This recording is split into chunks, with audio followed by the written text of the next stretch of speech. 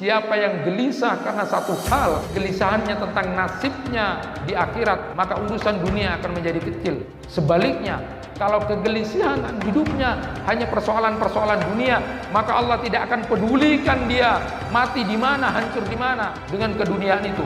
Dia mungkin mati dan hancur karena jabatan dan kekuasaan yang direbut. Dia mungkin mati dan hancur dengan harta yang dia cari setiap hari. Dia mungkin mati dan hancur dengan pria idaman atau wanita idaman lain. Laporan tahunan kita akan dilaporkan oleh para malaikat di bulan Sya'ban ini. Laporan kepada Allah tentang siapa diri kita dalam keseharian itu adalah waktu subuh dan waktu asar. Malaikat bergantian melaporkan kepada Allah.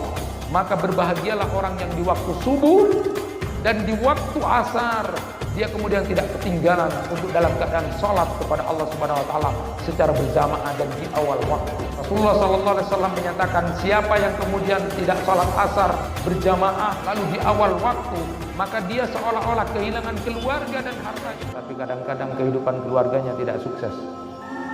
Ada banyak orang yang menjadi hebat luar biasa, tapi kehidupan keluarganya, mendidik anaknya, mendidik istrinya dan sebagainya tidak bagus. Ya ayyuhalladzina amanu qu anfusakum wa ahlikum nar. Jaga dirimu dan keluargamu. Kesuksesan seseorang kemudian dilihat dari kehidupan keluarganya.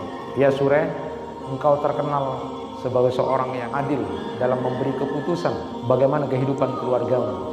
Dia menjawab, saya selama 20 tahun tidak pernah bertengkar dengan istri. Jadi kalau di rumah kita ada penanggalan hijriah luar biasa. Sudah tanggal berapa? Ayyamul Bid dikurung 13, 14, 15. Saya mau bekam nanti tanggal 19 atau 21. Ini saja kemudian dilakukan luar biasa.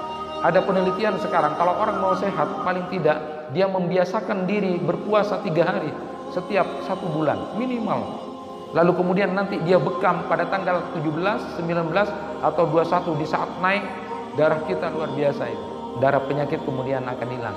Sehat. Membuka lalu menutup hidup kita harus bagus. Dalam konteks keseharian kita masuk apa saja harus dalam posisi yang baik. Keluar juga dalam keadaan baik. Kalau jadi pegawai, masuk dengan baik. Nanti kalau pensiun, dia menjadi pegawai yang baik. Masuk, keluar dalam keadaan baik. Masuk rumah orang lain dalam keadaan baik, keluar juga dalam keadaan baik. Dalam porsi yang tinggi, maka disebutlah di situ bulan Muharram dan Dzulhijjah. Membuka, menutup harus menjadi bagus. Stressing hidup seseorang itu ditentukan akhir hidupnya. Innamal a'malu bil khawatim. Sesungguhnya apapun yang kita lakukan, aktivitas yang kita lakukan ini tergantung kepada akhir.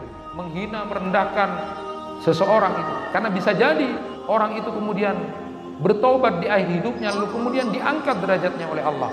Begitu sebaliknya, jangan terlalu memuji-muji karena bisa jadi di hadapan Allah kemudian menjadi terbalik. Nah, Tuhan itu maha gaib, tetapi bukan teka-teki, tetapi manusia yang real, manusia yang nyata ini bisa kelihatan masih teka-teki. Kita tidak ada yang tahu mati kita model apa, sakitkah, tabrak mobilkah, keserepetkah, jatuh dari pesawat.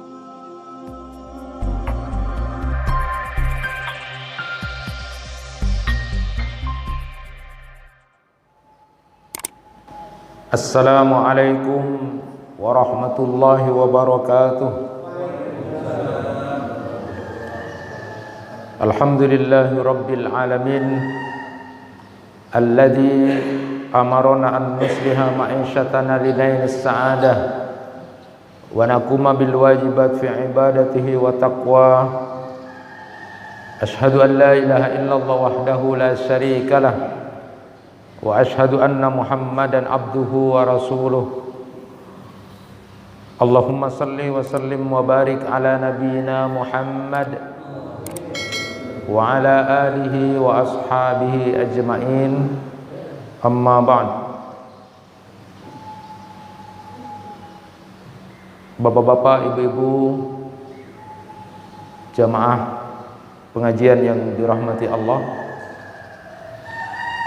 hari ini kita berada di hari kedua bulan Sya'ban. Kemarin sudah memasuki 1 Sya'ban, yang katanya Ibnu Rajab Al-Hambali itu dalam kitab Lataiful Ma'arifnya, Sya'ban ini merupakan muqaddimah li Ramadan, pembuka bulan Ramadan. Artinya kebiasaan-kebiasaan yang akan kita kerjakan di bulan Ramadan sudah harus kita lakukan mulai sekarang. Di antaranya adalah puasa sunnah, lalu membaca Al-Quran. Itu yang disebutkan oleh Ibnu Rajab Al-Hambali dalam kitab Lataiful Ma'arifnya. Tentu yang namanya muqaddimah ini harus sungguhan. Karena salah muqaddimah, maka kita tidak akan bagus pada proses di Ramadan itu. Saya teringat tentang masalah muqaddimah ini penting. Ada seorang hakim, seorang qadhi yang sangat adil, namanya Suraih. Suraih ini hakim yang sangat adil, bagus.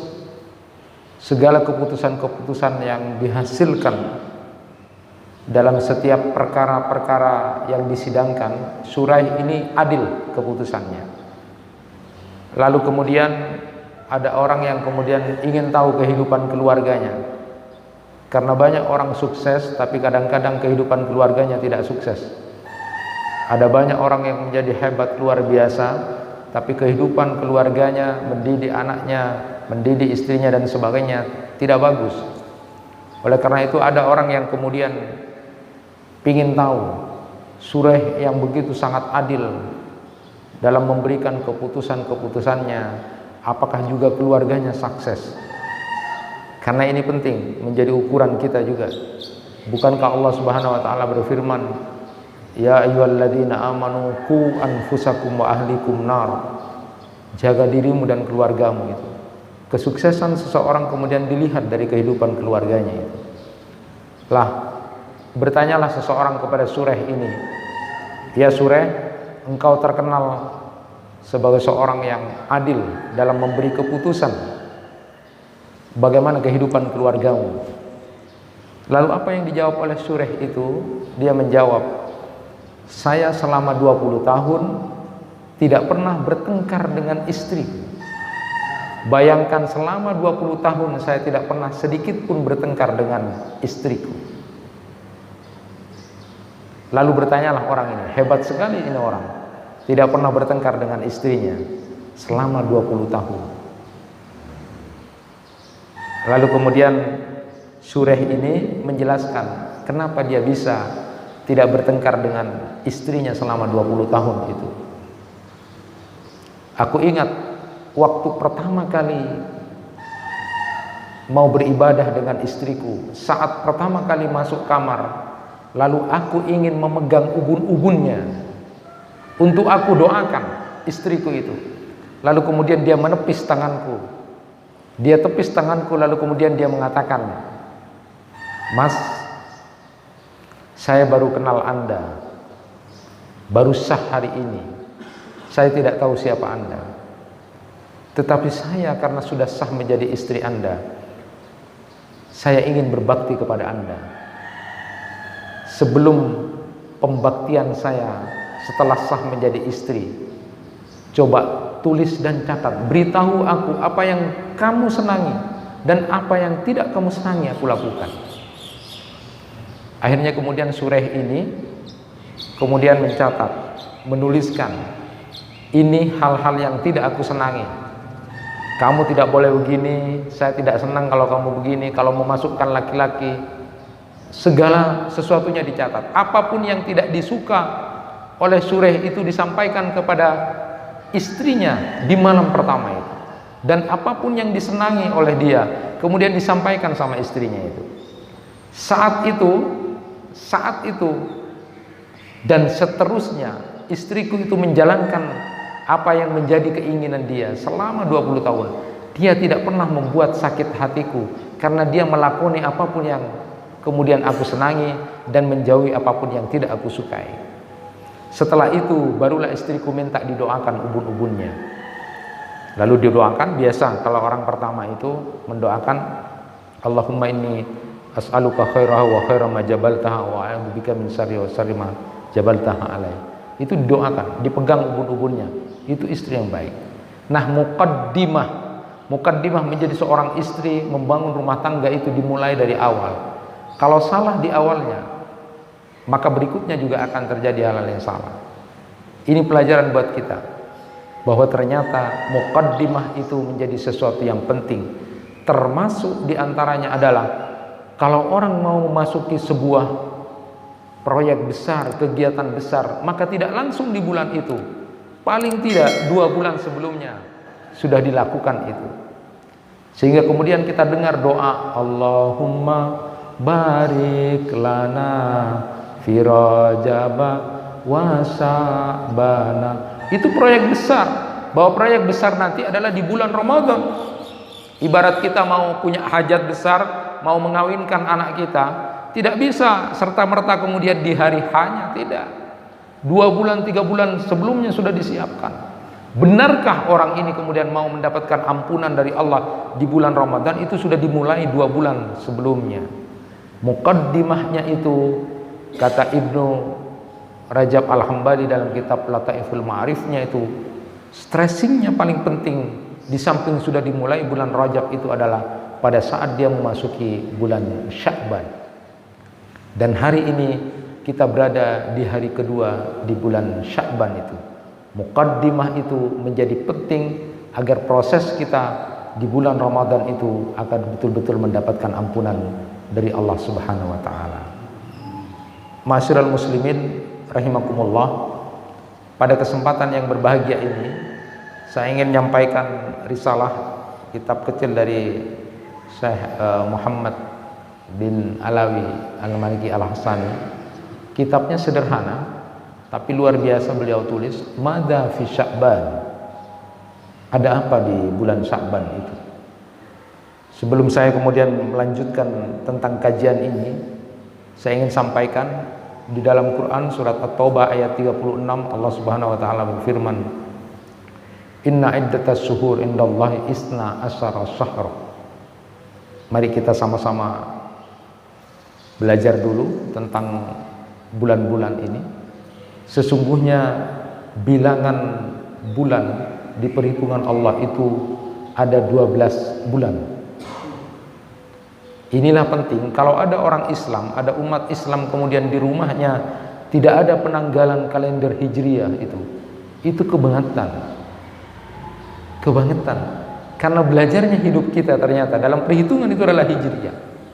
Paling tidak di rumah kita itu, untuk tahu kemudian nanti puasa Ayyamul Bid itu kapan, punyalah penanggalan itu 13, 14, 15. Lalu kemudian berbekam, misalnya yang dianjurkan oleh Rasulullah SAW tanggal 17, 19, dan 21. Bagaimana kita kemudian tahu tentang kesehatan? Rasulullah SAW dalam hidup beliau tidak pernah sakit. Sakit beliau cuma 2 kali. Ada riwayat lain yang mengatakan 3 kali. Sakitnya Rasulullah SAW yang pertama itu adalah pada saat menerima wahyu pertama, saat kemudian demam, lalu kemudian gemetar Rasulullah SAW minta selimuti istrinya. Itu demam pertama Rasulullah SAW. Yang kedua, pada saat beliau kemudian mau meninggal dunia, ada demam begitu. Ada riwayat yang menyatakan Rasulullah SAW sakit 3 kali. Yang ketiganya itu pada saat kena sihir orang Yahudi itu. Ada 2, ada 3. Hebatnya Rasulullah SAW. Dan itu dimulai karena memahami waktu. Jadi kalau di rumah kita ada penanggalan Hijriah, luar biasa. Sudah tanggal berapa? Ayyamul Bid dikurung 13, 14, 15. Saya mau bekam nanti tanggal 19 atau 21. Ini saja kemudian dilakukan luar biasa. Ada penelitian sekarang, kalau orang mau sehat, paling tidak dia membiasakan diri berpuasa 3 hari setiap 1 bulan minimal. Lalu kemudian nanti dia bekam pada tanggal 17, 19 atau 21 di saat naik darah kita luar biasa itu. Semua darah penyakit kemudian akan hilang, sehat. Ini yang dilakukan dan terjadi pada Rasulullah SAW. Di rumah kita ada penanggalan Hijriah. Nah, kita mulai di perhitungan Allah itu ada 12 bulan. Kita sudah mafhum itu. Pertama adalah Muharram, lalu kemudian Safar, kemudian Rabiul Awal, Rabiul Tsani, kemudian Jumadil Ula, Jumadil Tsani, lalu kemudian Rajab, Sya'ban, Ramadan, Syawal, Dzulqa'dah dan Dzulhijjah. Di antara 12 bulan itu minha arba'atun hurum, ada 4 bulan haram. Saya tertarik dengan apa yang disampaikan oleh Ibnu Hajar Al-Asqalani dalam Fathul Barinya, ketika kemudian mengambil hikmah tentang minha arba'atun hurum, itu ada 4 bulan haram gitu. Bapak dan Ibu, mari kita bedah sedikit tentang 12 bulan itu. Nah, 12 bulan yang tadi itu ada 4 bulan haram, dan 4 bulan haram itu adalah Dzulqa'dah, Dzulhijjah, Muharram yang nyambung, lalu kemudian di tengah adalah Rajab. Apa hikmahnya? Yang pertama disebut oleh Ibnu Hajar Al-Asqalani itu. Pertama, hikmahnya adalah, coba perhatikan, bulan haram yang pertama adalah Muharram. Lalu kemudian bulan haram yang kedua itu adalah Dzulhijjah. Artinya pembuka dan penutup harus bagus. Kita hidup ini harus mulai dari sesuatu yang bagus, dan kalau nanti kita berakhir juga harus dalam keadaan baik. Itu makna yang pertamanya. Kenapa kemudian bulan haram itu Muharram, ada Dzulhijjah. Membuka lalu menutup hidup kita harus bagus. Dalam konteks keseharian kita, kita masuk apa saja harus dalam posisi yang baik, keluar juga dalam keadaan baik. Kalau jadi pegawai, masuk dengan baik, nanti kalau pensiun dia menjadi pegawai yang baik. Masuk keluar dalam keadaan baik, masuk rumah orang lain dalam keadaan baik, keluar juga dalam keadaan baik, dalam porsi yang tinggi. Maka disebutlah di situ bulan Muharram dan Dzulhijjah. Membuka, menutup harus menjadi bagus. Nah, kemudian di tengah-tengahnya ada bulan Rajab. Di samping kita masuk sesuatu itu dengan bagus, maka keluar juga harus dalam keadaan bagus. Dilihat oleh Allah prosesnya, di tengah-tengah itu ada bulan Rajab, harus juga bagus. Lalu kemudian penjelasan kedua dari beliau Ibnu Hajar Al-Asqalani, kenapa bulan haram yang keempat itu adalah Dzulqa'dah. Dzulqa'dah, Muharram, Rajab, Dzulqa'dah, lalu Dzulhijjah. Kenapa? Kata beliau, stressing hidup seseorang itu ditentukan akhir hidupnya. Innamal a'malu bil khawatim. Sesungguhnya apapun yang kita lakukan, aktivitas yang kita lakukan ini tergantung kepada akhirnya. Maka kalau kita baca di hadis Al-Arba'innya Imam An-Nawawi itu, di hadis yang keempat itu, ngeri Pak, ngeri. Ini peringatan buat kita. Rasulullah SAW sampai bersumpah, nanti kamu akan lihat ada orang yang perilakunya bagus, amalnya bagus, dilihat dalam penampakannya, sehingga seolah-olah antara dia dan surga sudah tinggal satu hasrat. Wah, kalau itu sudah surga itu, orang itu sudah surga itu. Dilihat penampakannya, orang ini sudah surga. Tapi di catatan Allah, orang ini di akhir hidupnya, naudzubillah, melakukan perbuatan neraka, sehingga kemudian dia masuk neraka. Sebaliknya, ada orang yang kelakuannya sudah seperti neraka, menurut neraka dikit. Tapi di catatan Allah, orang ini di akhir hidupnya ternyata melakukan perbuatan surga, sehingga dia masuk surga. Inilah hal yang harus kita perhatikan. Innamal a'malu bil khawatim. Sesungguhnya hidup ini tergantung kepada akhirnya. Maka stressing di bulan haram itu adalah Dzulqa'dah, Dzulhijjah. Paling penting dalam hidup ini adalah akhir. Maka dalam ajaran agama kita tidak boleh menghina, merendahkan seseorang itu, karena bisa jadi orang itu kemudian bertobat di akhir hidupnya, lalu kemudian diangkat derajatnya oleh Allah. Begitu sebaliknya, jangan terlalu memuji-muji, karena bisa jadi di hadapan Allah kemudian menjadi terbalik. Maka pernah saya sampaikan itu, pesan dari kiai saya itu yang berulang-ulang beliau sampaikan, nah, Tuhan itu maha gaib, tetapi bukan teka-teki, tetapi manusia yang real, manusia yang nyata ini bisa kelihatan masih teka-teki. Kita tidak ada yang tahu mati kita model apa, sakitkah, ditabrak mobilkah, keserempetkah, jatuh dari pesawat, tidak ada yang tahu. Oleh karena itu ketaatan-ketaatan yang kita lakukan kepada Allah itu betul-betul harus menjadi penuntasan kita, penghambaan kita kepada Allah Subhanahu wa taala. Akhir hidupnya. Ada ulama hadis kemudian memberikan gambaran, Bapak dan Ibu sekalian, siapa sih orang yang kemudian baik itu lalu kemudian akhir hidupnya ternyata dia jelek, atau sebaliknya. Ulama hadis itu kemudian menyatakan setidaknya ada 5 contoh orang-orang yang kemudian akan mengalami itu. Yang pertama adalah orang yang baik, tapi ternyata akhir hidupnya dia mengalami ujian musibah yang besar, sehingga kemudian dia tidak kuat dengan ujian hidupnya, lalu mati bunuh diri. Allahumma inna nas'aluka al-'afwa wal 'afiyah. Ada orang yang hidupnya baik, Bapak, tapi kemudian di akhir hidupnya dia mendapatkan ujian dari Allah, dia mendapat cobaan besar dari Allah, lalu kemudian dia malu, lalu kemudian dia takut, lalu dia bunuh diri, padahal dia orang baik.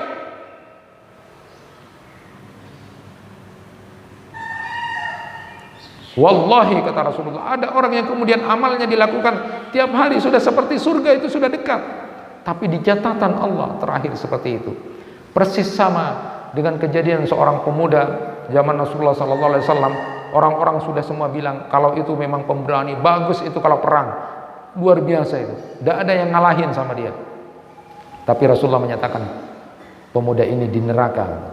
Sampai kemudian ada sahabat yang penasaran, ngikutin itu pemuda. Benar, saat kemudian dalam salah satu peperangan dia kemudian tertombak, lalu kemudian dia malu nanti dikatakan kalah model perangnya. Akhirnya tanpa sepengetahuan dan dilihat orang, tapi ada sahabat yang memperhatikan, dia bunuh diri supaya seolah-olah dia mati syahid.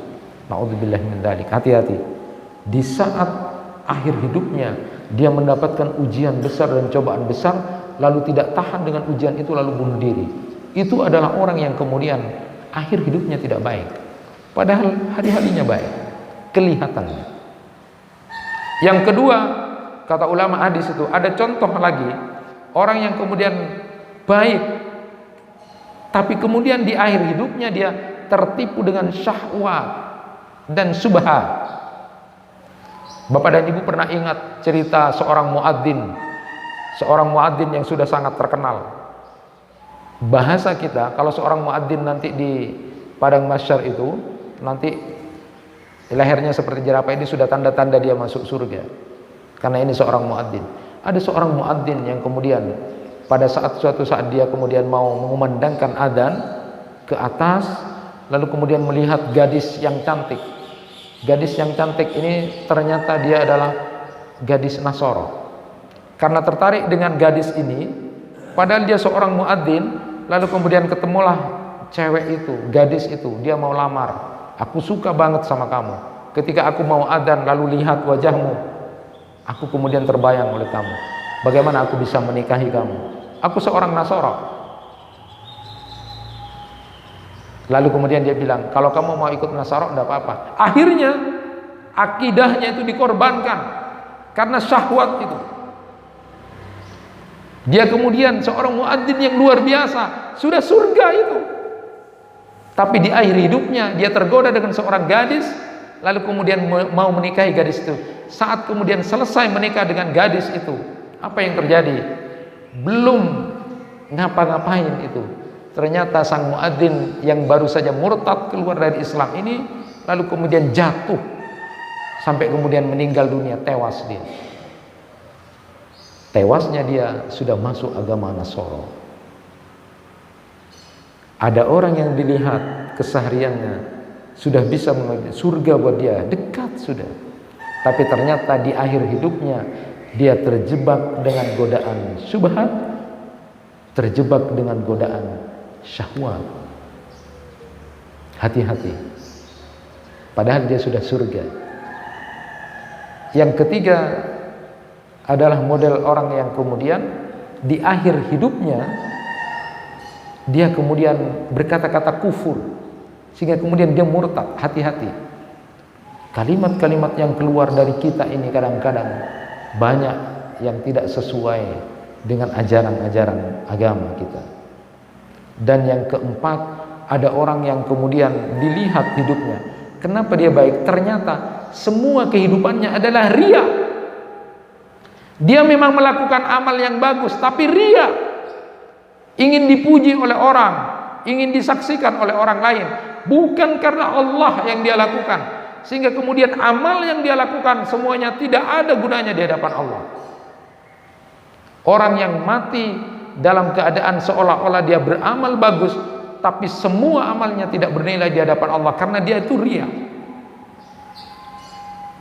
Bukankah dalam hadis riwayat Abu Hurairah itu luar biasa, saat Abu Hurairah ditanya oleh Natil bin Qais, salah seorang sesepuh Bani Sam pada waktu itu, "Ya Abu Hurairah, ucapkan hadis Rasulullah, katakan hadis Rasulullah yang kamu dengar langsung dari Rasulullah sallallahu alaihi wasallam." Saat kemudian sempat Abu Hurairah berpikir sejenak, lalu kemudian tersungkur, Abu Hurairah itu pingsan. Lalu setelah lepas dari pingsannya kemudian mengatakan, ada satu hadis Rasulullah sallallahu alaihi wasallam yang sampai saat ini terkenang dan membuat aku kemudian takut. Kata Abu Hurairah, Rasulullah sallallahu alaihi wasallam bersabda, nanti di akhir akhirat, di hari persidangan akan ada 3 kelompok manusia di hadapan Allah Subhanahu wa taala.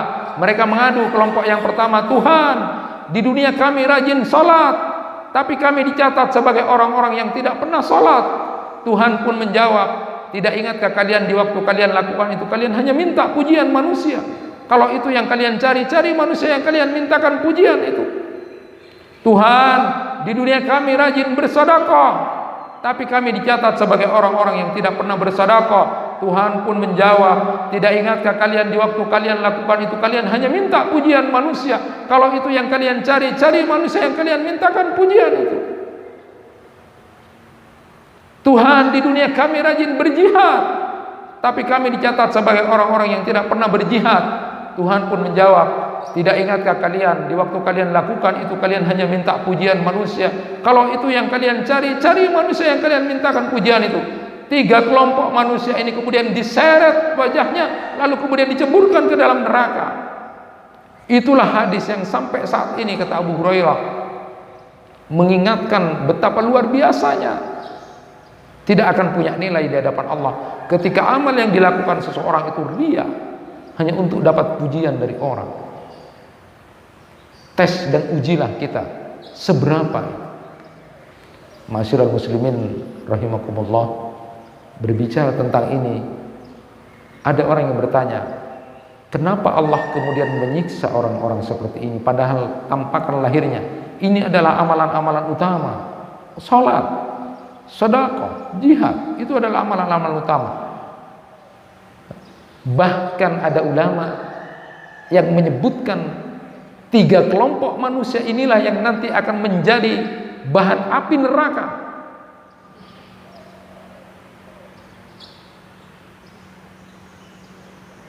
Di dalam Quran surat At-Tahrim sudah diingatkan, jaga dirimu dan keluargamu dari api neraka yang bahan bakarnya dari manusia, dari batu dan manusia.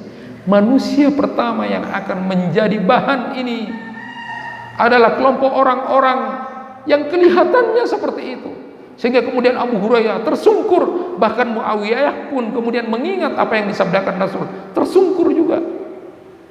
Ini orang-orang, bagaimana dengan orang-orang yang kemudian tidak baik dan jahat? Orang-orang yang dalam penampakan seperti ini saja menjadi bahan neraka. Kenapa? Karena ria. Semua amal yang dilakukan haba'an mansura, seperti debu yang berterbangan. Na'udzubillahi min dzalik. Ada yang bertanya, kenapa Allah kemudian menyiksa orang-orang yang seolah-olah beramal ini?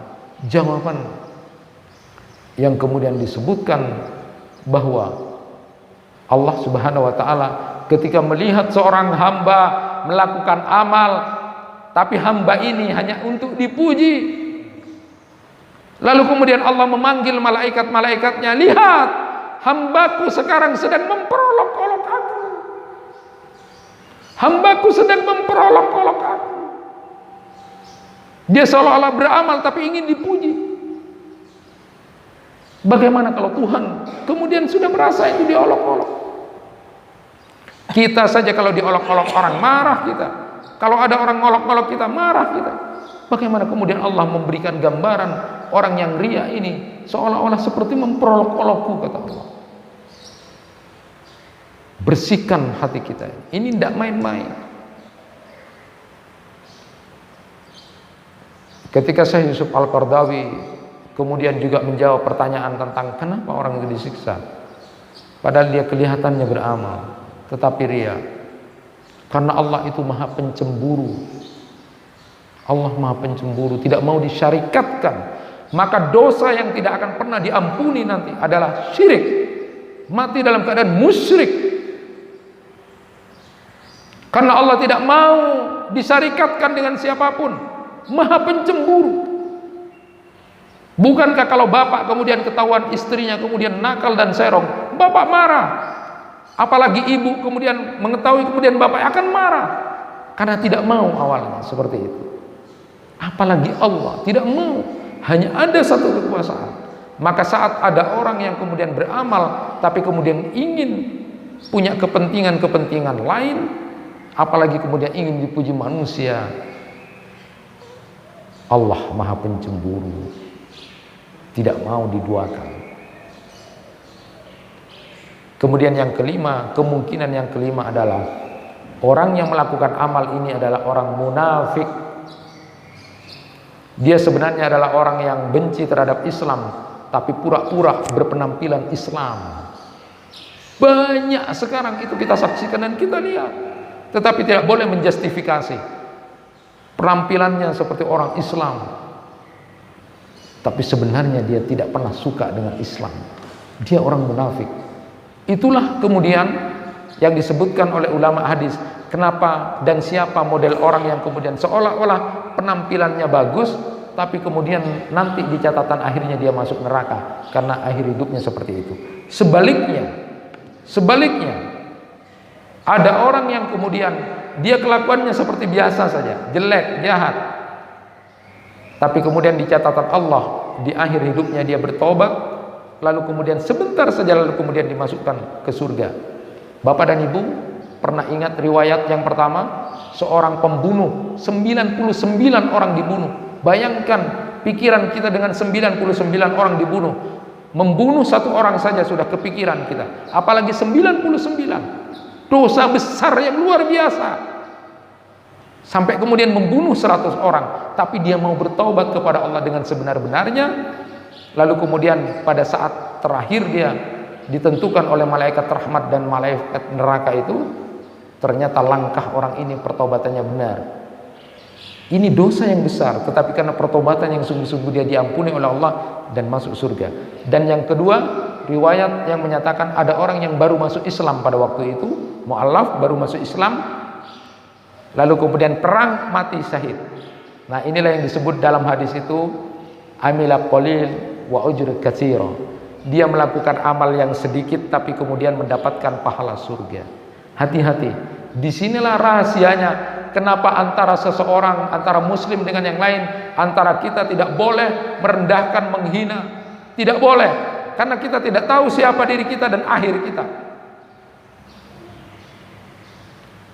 Ibnu Qayyim al-Jauziyah itu menyatakan ada 3 rahasia yang kemudian harus kita pahami bersama. Pertama, kita tidak tahu di ketaatan mana Allah memberikan ridhonya kepada kita.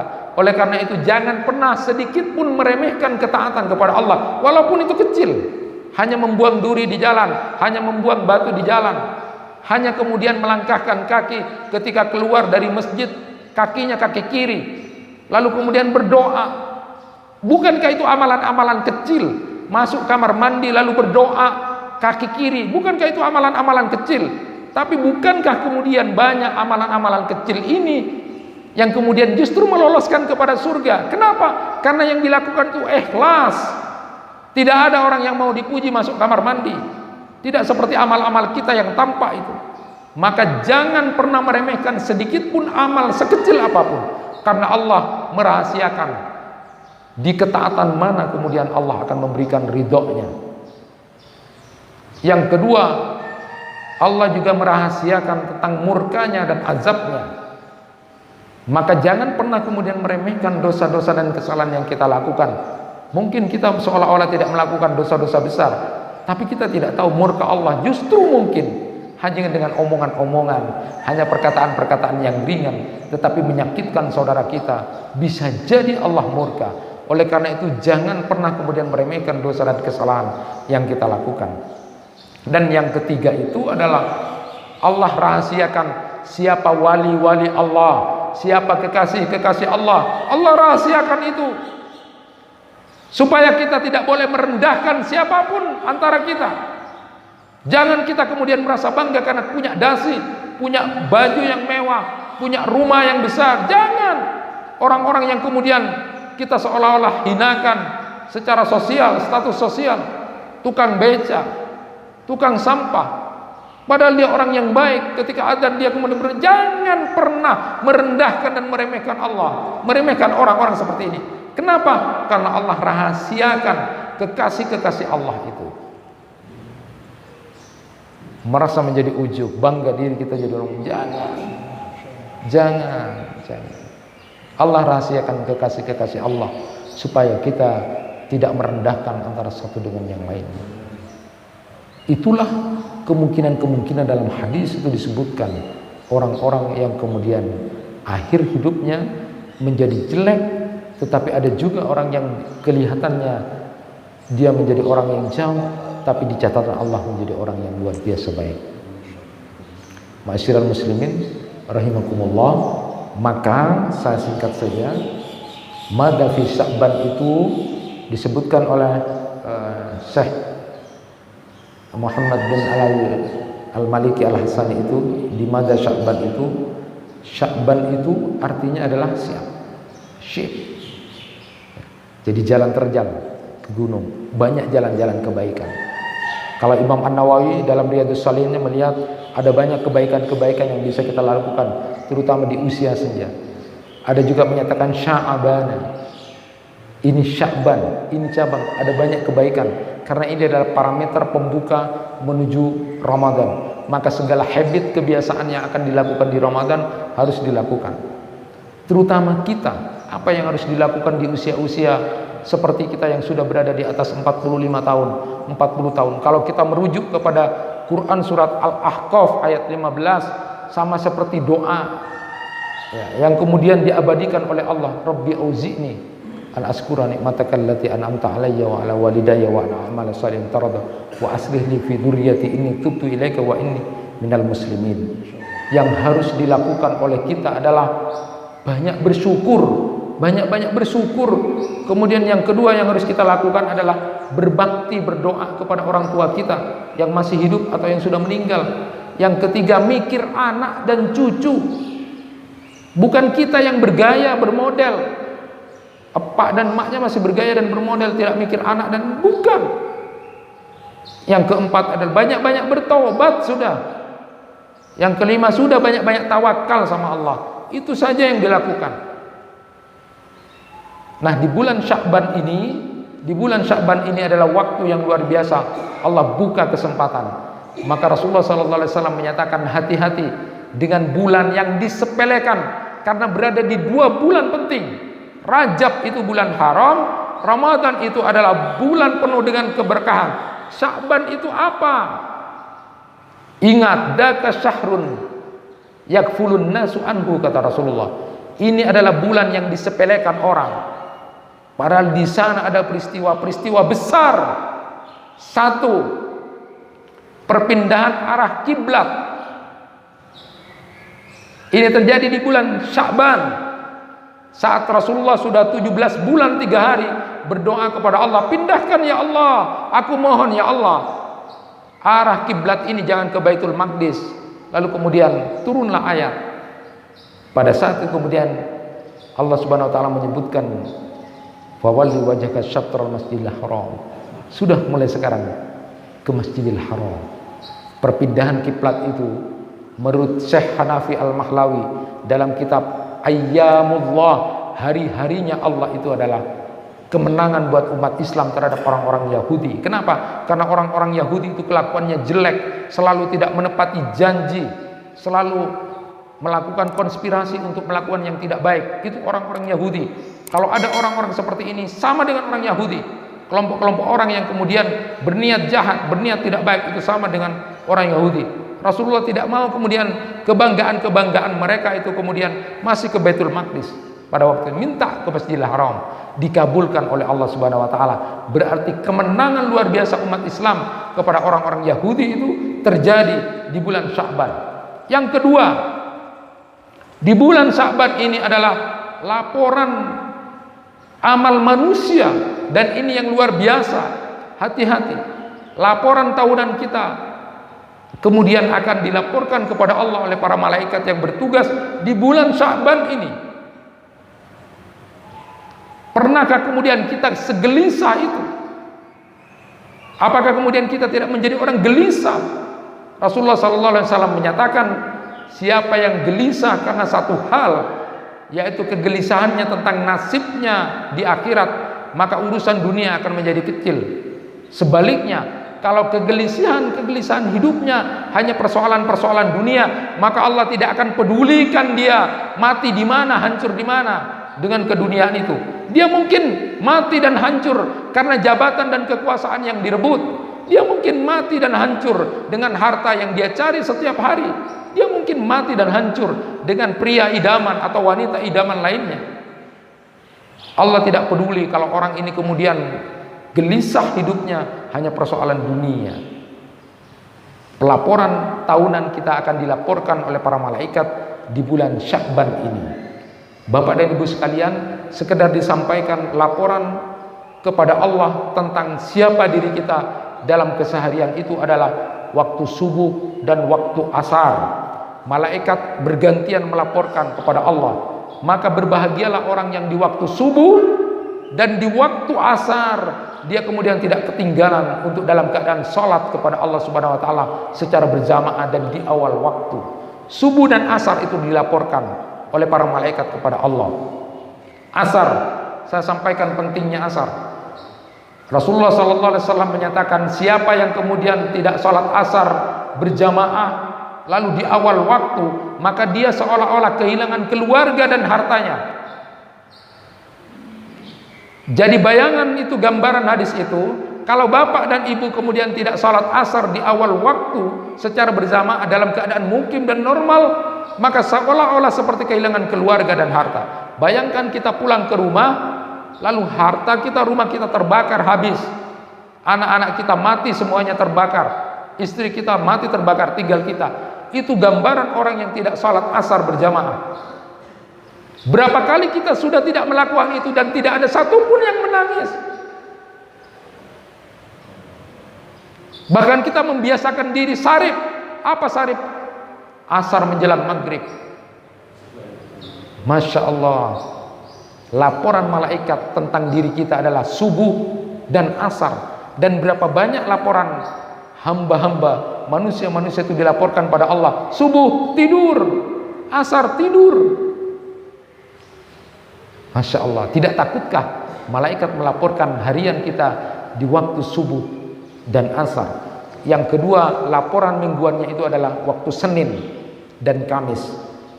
Maka Rasulullah suka kalau kemudian dilaporkan keadaan dirinya dalam keadaan puasa siam di hari Senin dan Kamis itu.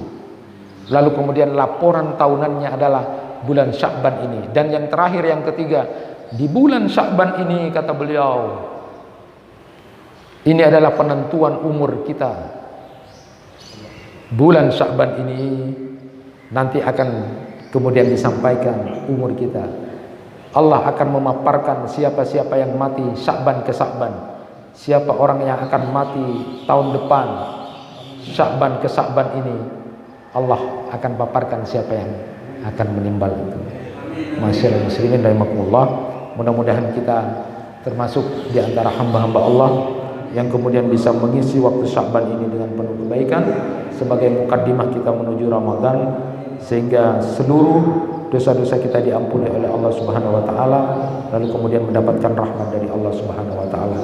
Itu yang bisa disampaikan, mudah-mudahan bermanfaat dan mudah-mudahan bisa menjadi sebuah muhasabah perenungan buat kita. Marilah kita berdoa pada Allah Subhanahu wa taala, mudah-mudahan Allah Subhanahu wa taala mengijabah doa kita di waktu syuruk ini. Al-Fatihah. A'udzubillahi minasyaitonir rajim. Bismillahirrahmanirrahim. Maliki yaumiddin, iyyaka na'budu wa iyyaka nasta'in, ihdinas siratal mustaqim, siratal ladzina an'amta 'alaihim ghairil maghdubi 'alaihim waladdallin. Bismillahirrahmanirrahim. Alhamdulillahirabbil alamin. Hamdan yuwafi ni'amahu wa yukafi mazidah. Ya Rabbana lakal hamdu kama yanbaghi li jalali wajhikal karim wa 'azimi sultanik. Allahumma shalli ala sayyidina Muhammad wa ala alihi washabihi ajmain. Rabbana zalamna anfusana wa illam taghfir lana wa tarhamna lanakunanna minal khasirin. Allahumma barik lana fi Sya'ban hadza ya Allah, wa ballighna Ramadan, wa ballighna Ramadan ya Allah. Allahumma barik lana fi hadza syahr Sya'ban, wa ballighna Ramadan. Allahumma inna nas'aluka salamatan fid din wa afiyatan fil jasad wa ziyadatan fil ilmi wa barakatan fil rizqi wa taubatan qabla al-maut wa rahmatan inda al-maut wa maghfiratan ba'da al-maut wa hurun 'ala fi syafri rahmat wa najatan minan nar. Rabbana hab lana min azwajina wa dhurriyyatina qurrata a'yun waj'alna lil muttaqina imama. Allahumma ahsin akibatana fil umuri kulliha wa ajirna min hisyid dunya wa adzabil akhirah. Rabbana atina fid dunya hasanah wa fil akhirati hasanah wa qina adzaban nar. Subhana rabbika rabbil izzati amma yasifun wa salamun alal mursalin walhamdulillahi rabbil alamin. Allah